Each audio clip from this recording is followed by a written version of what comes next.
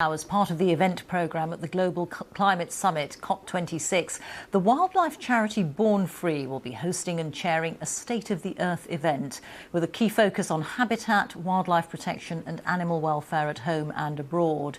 The session will be based on the format of BBC's Question Time. Well, to tell us more, I'm joined now by Will Travers, who's the president of Born Free, and his mother, the actor, author and wildlife campaigner, Virginia McKenna. Thank you both so much for joining us on BBC News. So Born Free is hosting and chairing this State of the Earth Question Time event. There's so much to talk about, isn't there? So I wonder, what do you hope specifically to focus on? Will, first, perhaps. Well, it's hard to know, isn't it? Because the question time format is exactly that. We're waiting to know what questions we will have from a packed audience. I mean, packed as in COVID safe, but packed. It's a sellout and it's going to be streamed as well. I think people, from our perspective, I think what people will want to talk about and to explore are the issues facing biodiversity.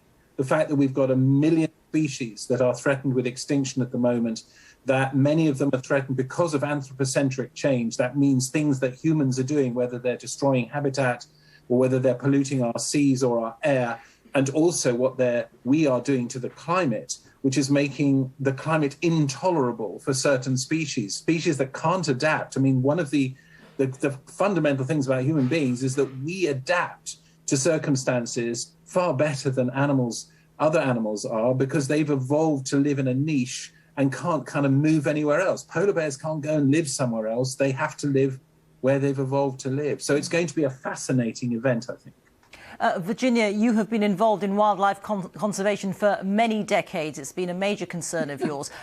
Since when have you known that climate change was a big factor in this area?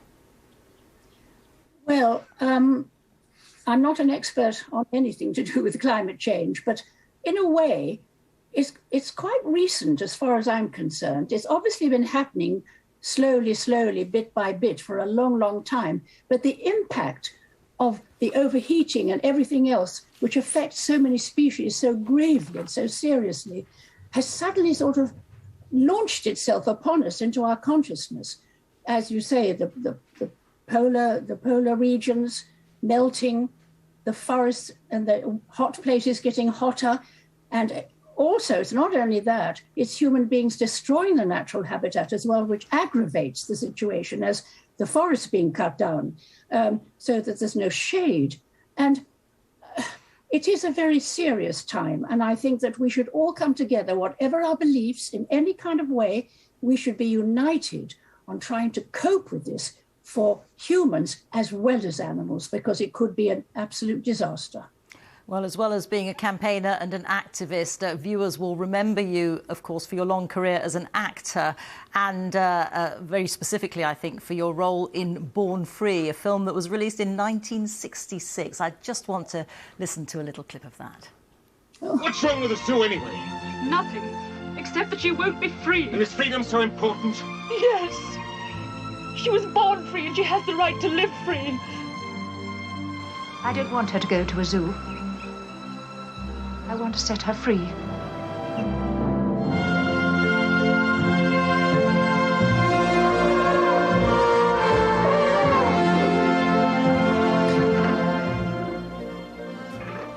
Virginia, you must have heard that music thousands of times in your life. How much did playing that role inspire you to become involved in wildlife conservation? Well,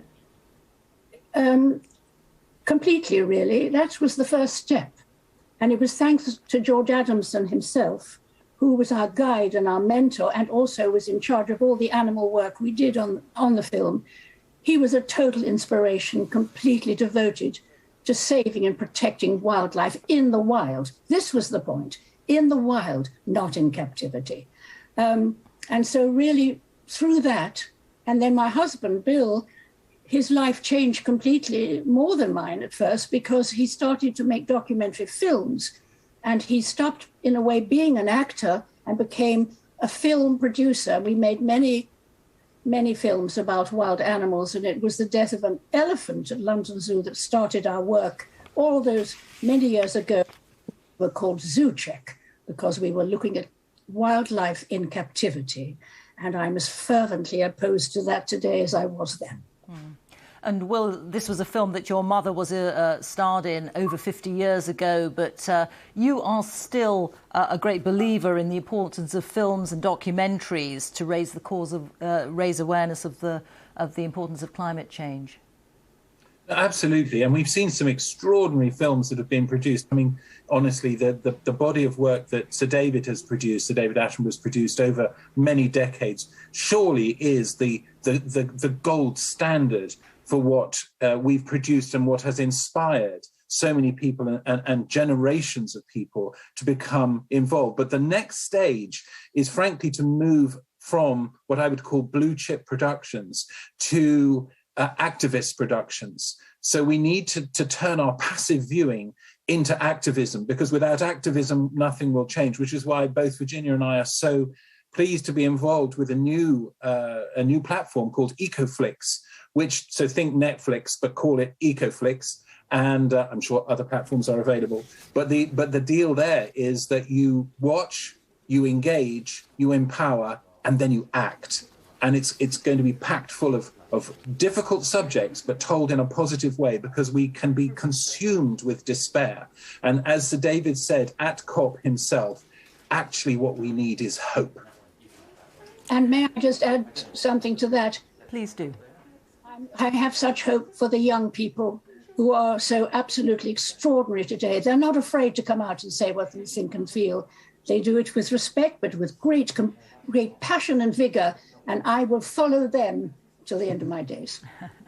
Virginia McKenna, Will Travers, thank you both very much indeed. And it's very appropriate that Virginia says that, because